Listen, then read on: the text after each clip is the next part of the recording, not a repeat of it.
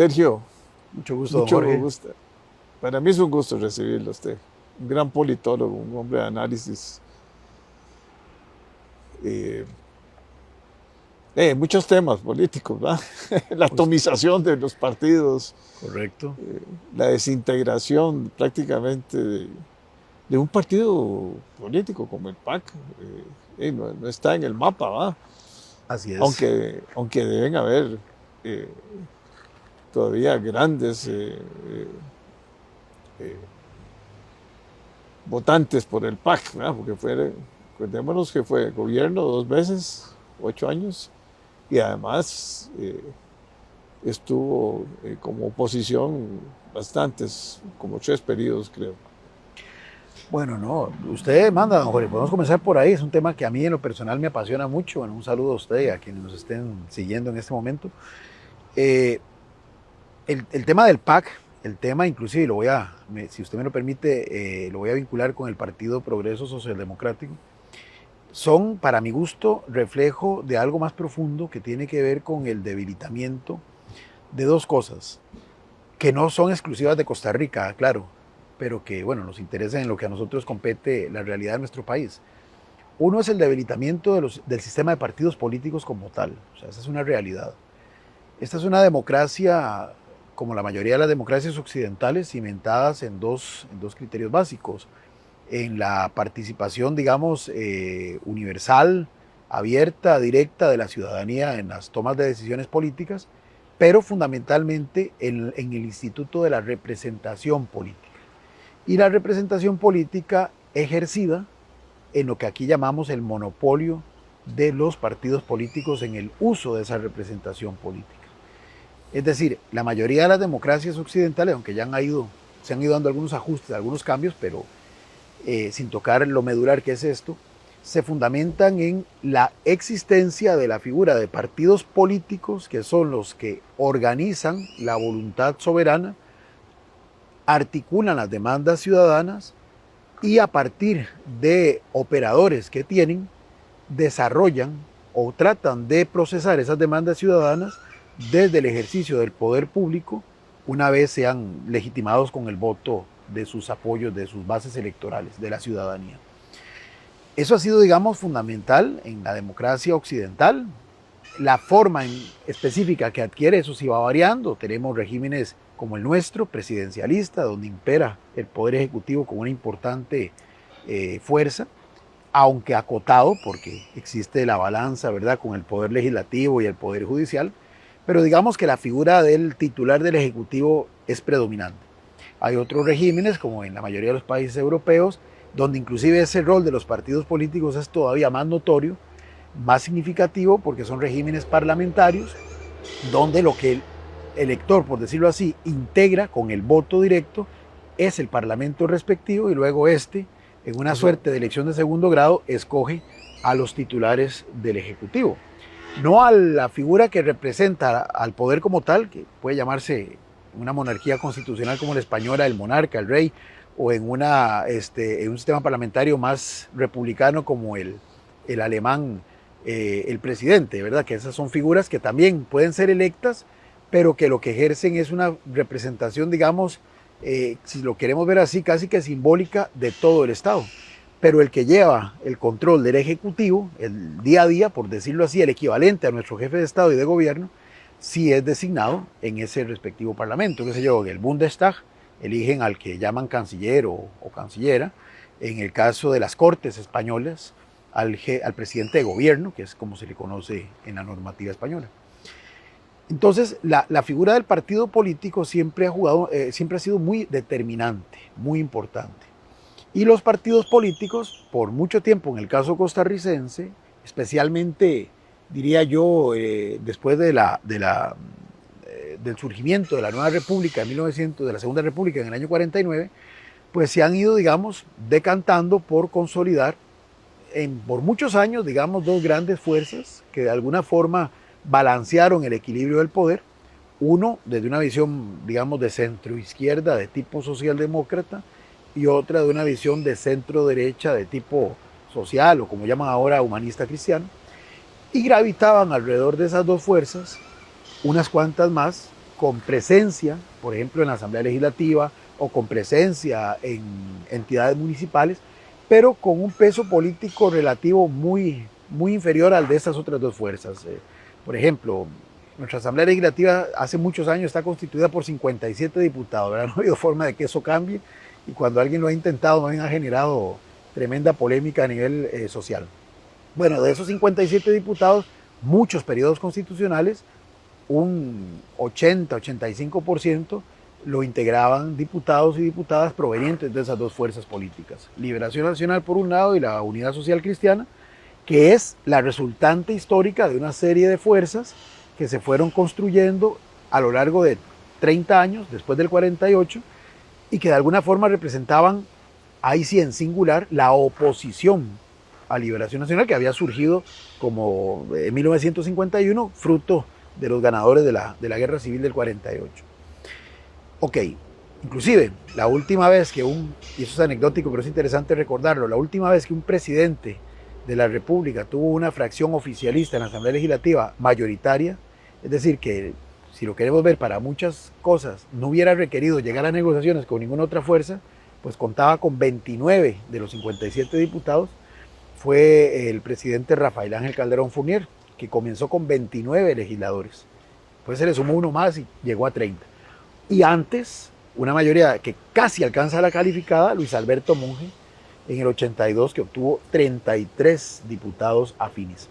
Bueno, esa realidad que generó unas condiciones específicas que evidenciaba un sistema de partido, digamos, que nos tendía al bipartidismo, fue sufriendo un proceso de deterioro bastante sostenido, especialmente a partir de finales de la década de los 90, y se expresa ya de forma visible con la irrupción, justamente lo que usted mencionaba, al inicio de este siglo, coincidiendo con el inicio de este siglo, de una tercera fuerza que llegó a desbalancear ese equilibrio entre esas dos, que es el Partido de Acción Ciudadana, que entra a la vida pública formalmente en el año 2000 y participa por primera vez en el año 2002 en las elecciones generales. Con líderes formados en Liberación. En su mayoría, correcto. Básicamente los referentes, Otón Solís, inclusive uno de los fundadores de Liberación, don Alberto Cañas, también sí, se incorporó a esa estructura. Pero es muy interesante, pero a lo que quiero llegar es que el PAC, ya la sola presencia del PAC, porque repito, cuando se dio el periodo de la tendencia al bipartidismo, había otras fuerzas, no es que, vamos a ver, no es como en Estados Unidos que uno revisa, digamos, el Congreso y el Senado y prácticamente solo hay republicanos y demócratas, claro.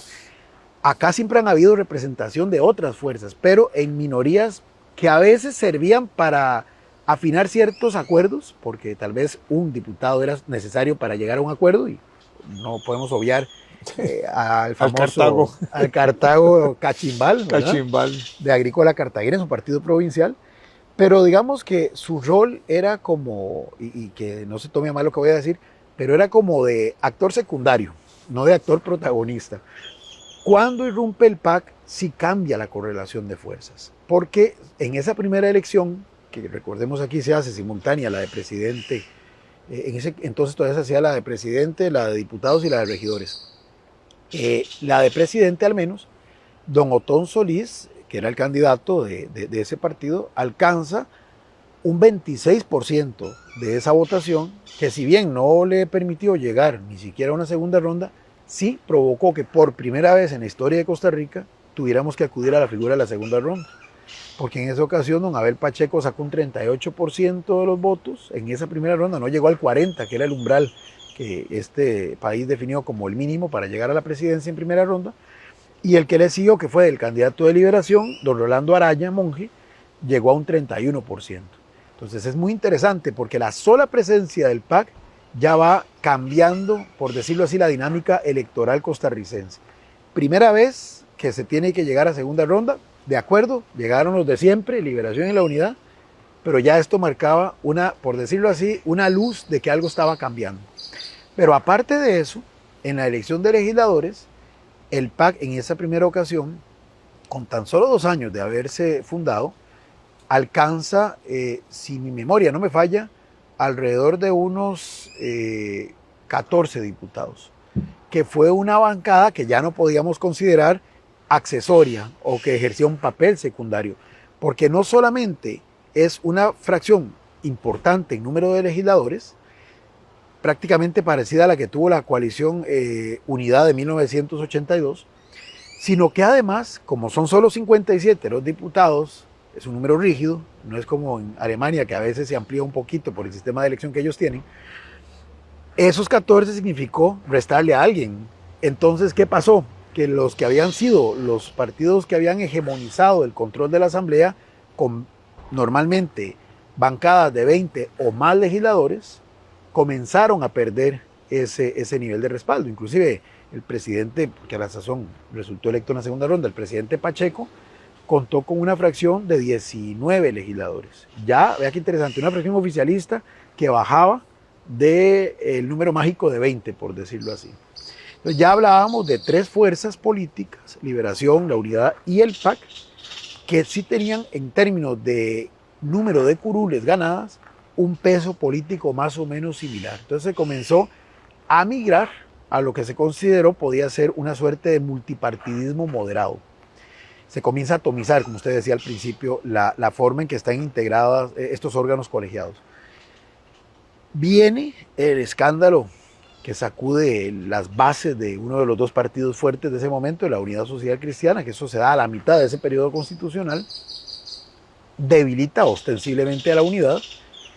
En aquel momento, porque todo es en tanteo y error, ¿verdad? Todo es a punta de hipótesis, se suponía que el bipartidismo iba a mantenerse, pero que lo que iba a ocurrir era que iba a haber un reacomodo de fuerzas, sí. Que el PAC, por decirlo así, iba a sustituir a la unidad, y los números de 2006 parecían fortalecer esa tesis, porque en 2006, después del escándalo de los dos expresidentes, don Rafael Ángel y don Miguel Ángel Rodríguez, la Unidad Social Cristiana baja en la elección presidencial a, si mi memoria también no me falla, pero estoy diciendo así de memoria, alrededor de un 6% de los votos válidamente emitidos. Imagínense, después de haber sido gobierno 2 periodos consecutivos, de haber en la primera ronda del 2002 alcanzado un 38,1%, en esa primera ronda del 2006 bajar a un 6,1%, era un desplome absoluto que proyectaba casi que la desaparición de la agrupación política. Y a nivel de legisladores, ni para qué, de 19 en 2002 a 5 legisladores en 2006. En sentido opuesto, el PAC venía en ascenso en la segunda candidatura de don Otón Solís, que se la disputa al expresidente Oscar Arias, que recordemos, ya para ese momento quedó bien tallado. Quedó talladísimo, a tal punto que en números reales fue una diferencia tal vez solamente similar a la vivida en el 66 entre don José Joaquín Trejos y don Daniel Oduber. Inclusive, y eso es un tema muy interesante, es una anécdota ahora, se dice así, en algún momento, de acuerdo a los cortes que emitía el Tribunal Supremo de Elecciones, todo apuntaba a que el ganador iba a ser Otón Solís. Ya después se entendió que lo que pasa es que ya en el escrutinio oficial usted comienza por orden de San José hacia Limón, provincias. Y ahí entonces sí se fue viendo que los digamos, espacios fuertes de don Otón estaban aquí, en la gran área metropolitana, y que esas provincias externas fueron los que finalmente le dieron el triunfo a don Oscar Arias. Pero bueno, ese es un tema para la anécdota, pero eso solo para ilustrar el nivel de cierre tan parejo que tuvo ese proceso electoral. No obstante, después la unidad comienza a adquirir un proceso ahí lento, pero sostenible de resurgimiento, y comienza a surgir en el electorado costarricense, que es la parte interesante, ciertos rasgos que comienzan a consolidarse y que yo podría hoy decir, después de varios procesos electorales, a señalar que ya son una tendencia y que están marcando parte de la cultura política del costarricense de hoy, del costarricense que está iniciando lo que yo llamo el camino al tercer milenio, ¿verdad? Al tercer centenario de la vida independiente. Por un lado, los partidos comenzaron a perder como partidos políticos fuerza. Todos los estudios de opinión de distintas casas, ya sea de la academia o comerciales, concuerdan en que porcentajes más, porcentajes menos, los partidos están perdiendo esa base, eso que llamábamos antes voto duro, voto firme. La fidelidad. La fidelidad partidaria. De hecho, el que más logra aún preservar ese tipo de voto fiel es Liberación Nacional, pero en un proceso continuo de caída libre. Que uno lo podría atribuir también a que es el partido más longevo, es el partido que las bases más, digamos, originales que todavía viven, siguen siendo indiscutiblemente leales al partido, pero como en toda transformación de cualquier sociedad, la misma sustitución generacional que da la vida misma, ¿verdad? Conforme nos vamos muriendo, y eso va decreciendo esa base dura. Y no ha tenido una suficiente tasa de relevo generacional para por lo menos nivelar el porcentaje de liderazgos, o sea, es que eso es bueno, importante. ahí ya podríamos comenzar a introducir cualitativamente qué explica esto, pero digamos, en términos muy sencillos, para no alargar mucho esta introducción, tenemos un electorado cada vez menos fiel, tenemos partidos que se han ido desdibujando ideológica y doctrinariamente, tenemos problemas de liderazgo, como usted menciona, en prácticamente todas las agrupaciones, y lo que hoy estamos observando es un elector que es muy volátil, que al no tener una identidad ya, una fidelidad hacia nada, una adherencia real, sólida hacia nada, se va definiendo elección tras elección por varias variables muy coyunturales. Puede ser un tema movilizador, como ocurrió en 2018, ¿verdad? Con el famoso tema de la opinión consultiva de la Corte Interamericana, que causó toda una conmoción y alineó a sectores importantes de la sociedad en dos posiciones, los que estaban de acuerdo con la opinión y los que estaban en contra, o con respecto a un tema y una figura que logre encarnar a la luz de la gente ese tema de la mejor manera. Pongo el ejemplo de esta última elección. El tema de la corrupción resurgió como un tema fuerte y hubo una figura que con un discurso incendiario, con una narrativa fuerte, con una narrativa confrontativa, suscitó un nivel de adherencia en algunos sectores que se vieron coyunturalmente representados en ese discurso.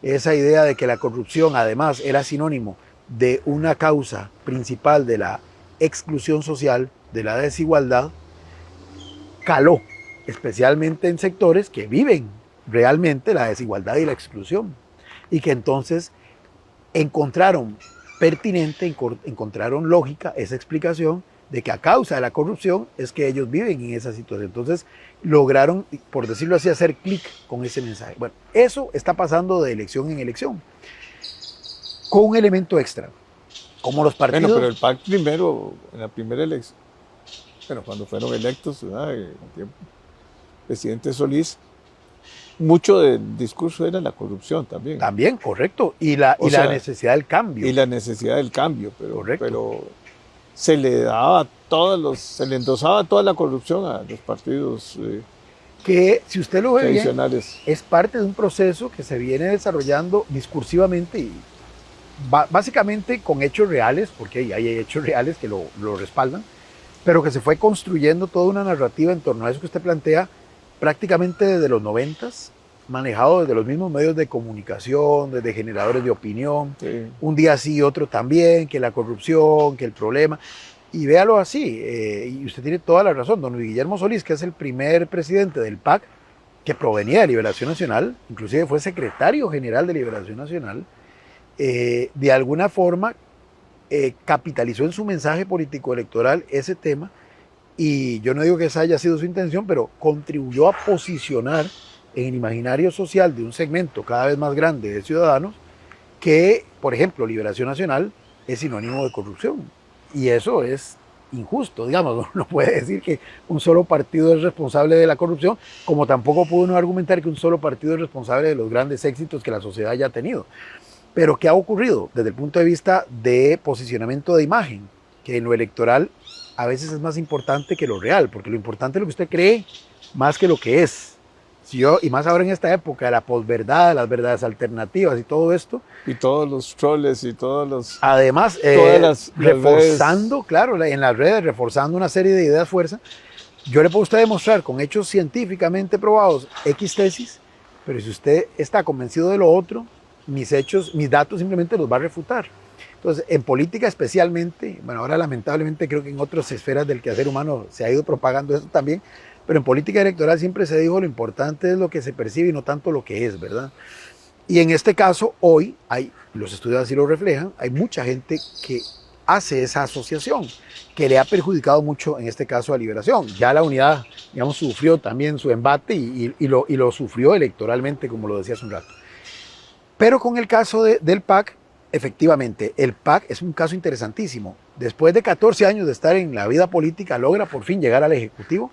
Lo hace en 2 periodos, aunque el 2018, por ese tema, yo diría que es menos mérito del PAC y más fruto de estas nuevas tendencias que se están arraigando en la cultura política.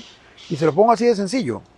Don Carlos Alvarado en la primera ronda, que es la que se puede comparar del 2002 a la fecha, a pesar de que gana la elección, es el que en números absolutos menos votación consigue de todos los candidatos que el PAC ha puesto en la palestra, que bueno, han sido hasta ahora 4, digamos. Bueno, antes del 2022, aclaro, ¿verdad? En el 2018, don Carlos había sido el candidato PAC con menor apoyo electoral y a pesar de eso resultó electo, por lo menos en segunda ronda, presidente. ¿Qué pasa? ¿Por qué es que está ocurriendo esto? Porque otro fenómeno que se está dando, y ya lo estamos notando, y eso es muy delicado para el sistema, que tiene que ver con esa debilidad del sistema de partidos políticos, como los partidos no logran integrar las demandas ciudadanas, generan desencanto, generan frustración, los liderazgos individuales no logran tampoco concitar el suficiente peso para movilizar electores por sí mismos. Esto está combinado produciendo un incremento sostenido en las tasas de abstencionismo, que en el caso del 2022 fue más que evidente, alcanzó la tasa más alta en promedio de todas las elecciones que se han dado en el siglo XXI, con alrededor del 40% del padrón electoral convocado. Entonces esto está provocando lo que yo llamo un debilitamiento, ahora ya no solo de los partidos, que vienen débiles desde hace rato, sino un debilitamiento de ese liderazgo político y de esa legitimidad de mandato que quienes terminan resultando electos deben de ostentar para desarrollar su trabajo. ¿Por qué? Porque los apoyos electorales, que son los que legitiman, no solamente que la persona quede electa, sino ese peso, ese músculo político para poder tomar decisiones, cada vez son menores. Voy a poner un caso. El presidente actual, que logró pasar a segunda ronda, fue el 16% de los votos válidamente emitidos los que alcanzó en primera ronda, pero contra ese 40 o más por ciento promedio de abstencionismo, si usted lo ve en el padrón real, baja como a un 8%. O sea, eso significa que 8 de cada 100 personas son los que vieron viable esa candidatura. Entonces, al final, lo que estamos es en un escenario muy, muy complicado, porque tenemos lo que yo llamo liderazgos de muy baja fuerza, de muy escasa capacidad de maniobra. Esto ha salpicado a todas las fuerzas y esto genera entonces, por un lado, la atomización, la fragmentación, pero además el debilitamiento de los mandatos de los que finalmente resultan electos. Porque igual, yo podría decir, si don Rodrigo apenas sacó el 8%, o el que encabezó, que fue don José María, con el 27% de los votos válidamente emitidos, cerca de un 18% o algo así, de la totalidad del padrón, imagínense el resto. Hubo 25 candidatos en 2022, y de esos 25, 19 no llegaron ni al 1% de los votos válidamente emitidos. Ya no quiero ni siquiera hacer el cálculo del padrón total. Entonces, el mismo PAC, que bueno, fue histórico en la desaparición del escenario público. Como usted bien dijo, ahí está, y yo sé que están inclusive sus dirigentes tratando de reactivarlo, pero del escenario público desapareció. Eso no tiene parangón en la historia, por lo menos de la Segunda República, que un partido que fue 2 veces poder ejecutivo, que tuvo presencia legislativa constante por varios periodos, en un solo proceso electoral desapareciera de ambos escenarios de golpe y porrazo, porque el candidato, el partido como tal, es más, ni siquiera llegó al 1% de los votos válidamente emitidos. O sea, con esto superó y con creces lo vivido por la Unidad Social Cristiana, que en el caso de la Unidad tenía una clara justificación, el escándalo de los expresidentes. En el caso del PAC es más complejo, porque usted no puede atribuírselo, digamos, a una sola causa. No. Puede haber un desprestigio del gobierno de turno, sí, puede ser que el candidato que se escogió para esta ocasión No era el mejor, tal vez. no fuera el más idóneo para su base electoral, también. Puede que la coyuntura ya no tenía como temas predominantes los temas que en los últimos tiempos esta agrupación había reivindicado, también.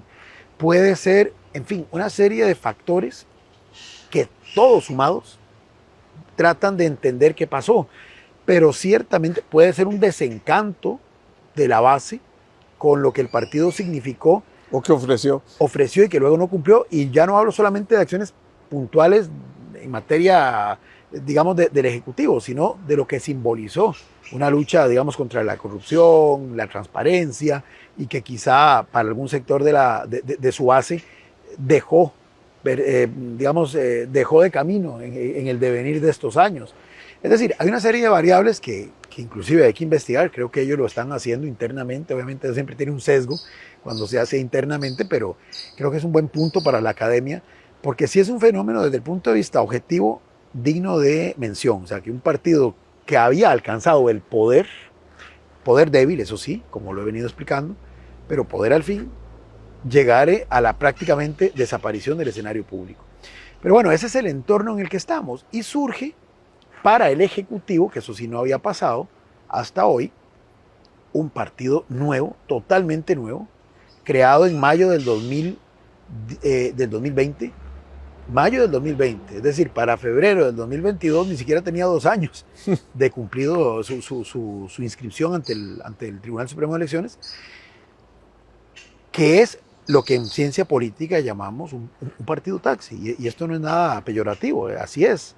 Es un partido taxi porque el hoy presidente no formó parte de esa agrupación política nunca, no formó parte de la asamblea que lo constituyó, era una figura que además era un recién llegado, era un outsider completamente en el escenario público costarricense, que había tenido un paso fugaz en un ministerio, en un gobierno de otro partido escasos año y medio antes de la elección, pero que además, y está documentado en los medios, yo no estoy inventando nada, durante toda la primera parte del año 2021, el año preelectoral, literalmente estuvo buscando trinchera político-partidista desde la cual postularse, por lo que decía al principio, porque aquí para poder participar en esto usted tiene que estar inscrito en un partido o ser promovido por un partido.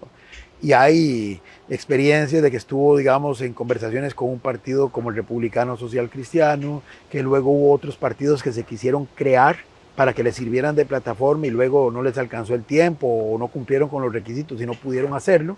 Recuerdo un partido que las siglas era ADN, liderado por el señor Adrián Torrealba, por ejemplo.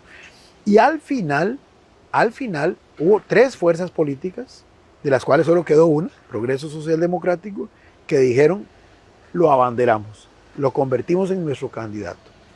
Eso es un partido taxi, esa es la definición Taxi. clásica de un partido taxi. Yo me monto en un aparato, me lleva a donde voy. Sí. Vamos a ver, sin estructura, bueno, es como un emergente, ¿verdad? Correcto. Es con un hombre con un gran liderazgo, no cabe duda, con un sistema autoritario, un poco una estructura muy distinta a la que estamos acostumbrados a tener,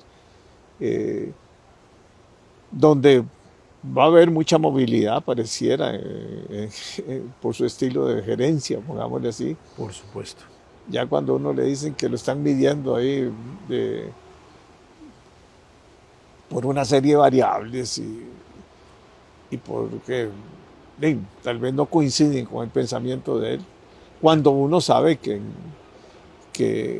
gobernar es muy difícil. Una cosa es estar en una empresa y otra Correcto. cosa es estar en el gobierno y con toda la estructura y respetar todos los poderes, ¿verdad? Claro. Una asamblea legislativa dividida, pero con una fuerza grande de liberación y el mismo PAC y la misma unidad. Ellos con una cantidad, digamos, el gobierno con muy pocos diputados y, digamos, y con poca experiencia, ¿verdad? Así es. Porque esto de la experiencia política es importante, ¿verdad? Yo diría que sí, a pesar de que en este momento en el imaginario social se ha ido instalando la idea de que más bien es algo negativo, que eso es muy delicado, porque usted Es no delicado puede... porque uno ve los congresistas, por ejemplo, en Correcto, Estados Unidos, y correcto. los senadores, y son gente toda de muchos años de experiencia y todos canosos, ¿verdad? En gran parte, ¿verdad? Bueno, en Yo sociedades recuerdo, antiguas eso era un es, rol, un valor fundamental, las claro, canas. o sea, pero hey, ahora queremos tener gente más joven, pero al final hay un debilitamiento de los partidos, ¿verdad? Así es. Un partido de liberación que por muchos años siempre reflexionaba y analizaba y era actor, ¿verdad? Pero ahora hay hasta incongruencias entre lo que piensa la fracción liberacionista y lo que está pensando el partido político, digamos, los dirigentes actuales del partido político, Correcto. como liberación. Claro. No sé si la unidad, creo que hay más congruencia posiblemente. Pero ya dice que vamos a tener que invitarte a otra. No, está muy interesante. Es que es demasiado. Hay mucho que abarcar, nos faltó, Nos digamos, faltó todo lo de las elecciones municipales, que es todo otro que es fenómeno todo completamente. fenómeno y muy importante. Así es. Así que te espero la otra semana.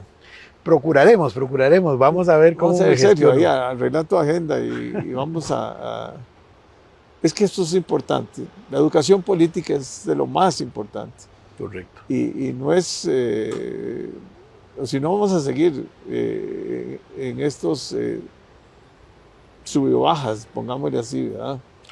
Y Costa Rica necesita llegar a un acuerdo nacional, llegar a que las fuerzas de los partidos políticos se unan, buscar el bien común, ver cómo arreglamos el problema de la educación pública. Claro. No, hay desafíos. Hay desafíos apremiantes. demasiado grandes, ¿verdad? Y a sobre mí, todo, a mí me llama la atención cuando veo que los rectores de que las autoridades del MEP no quieren recibir asesorías de las universidades públicas y cosas así que uno dice, algo no está bien. hay problemas estructurales, usted los ha mencionado, ha hecho una enumeración rápida de algunos, hay otros por ahí. Y hay problemas coyunturales que se están incorporando en este periodo que Sí. van a agudizar los estructurales. Y yo le digo, yo lo resumiré, con eso termino. Hay un problema más de fondo que para mí es muy delicado, que es intangible, que es esa pérdida, esa incapacidad que tenemos ahora de sentarnos, de construir una visión compartida, como usted dice, De que dialogar, para mí, de de buscar dialogar, acuerdos. pero que todo eso tiene un sustrato común, bueno, desde mi manera de ver, y es que se ha perdido la confianza, la credibilidad. Es decir, yo veo, porque mesas de concertación se han hecho, muchos gobiernos las han querido impulsar, inclusive el anterior intentó hasta Sí. virtualmente, pero existía siempre de parte de los convocados, de los actores sociales y políticos convocados, esa duda, ese escepticismo, esa desconfianza, esto es simplemente... por aquí anda. Esto es gallo, ahí tienen el gallo tapado, como se decía antes. Esto simplemente es para ganar tiempo o meternos después el autogol o el gol por detrás. Pero al final yo digo, es interesante porque este es un solo país, todos vivimos en él. Obviamente cada sector defiende sus intereses, eso no es nada nuevo, es lógico, es normal. Pero siempre existió esa especie como de credibilidad y de confianza y de saber desde qué posición yo hablaba, pero sobre todo desde qué posición de respeto y desde qué posición hablaba usted. Y yo sabía que usted representaba un interés, yo representaba otro, pero era un legítimo representante de ese interés y ese interés que usted expresaba era el real. Y usted sabía que de mi parte era exactamente igual. Entonces, a partir de esa realidad, creada en el marco de la confianza, las diferencias las tratábamos de sobrellevar, encontrábamos los puntos de coincidencia y ahí construíamos algún acuerdo. Hoy me parece que eso es lo más delicado, se ha erosionado la confianza y ese es el gran desafío, porque de lo contrario seguiremos con diálogos que en la realidad son monólogos y así no llegamos a ninguna parte. Bueno, gracias, Sergio. Un placer. Demasiado importante e interesante y complejo también, ¿verdad? Porque lo que tenemos por delante es complejo. Totalmente. Muchas gracias. Con gusto.